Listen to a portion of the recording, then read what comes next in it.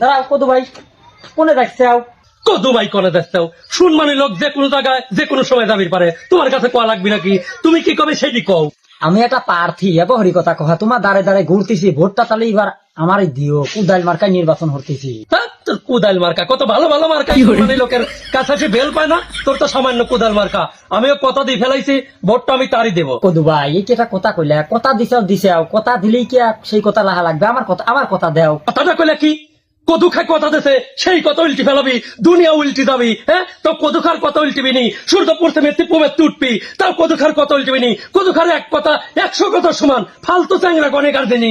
যেহেতু কথা দিয়েই ফেলছাও, মনে হলাম আর এতগুলি টাকা কার কাছে খরচ করবো না।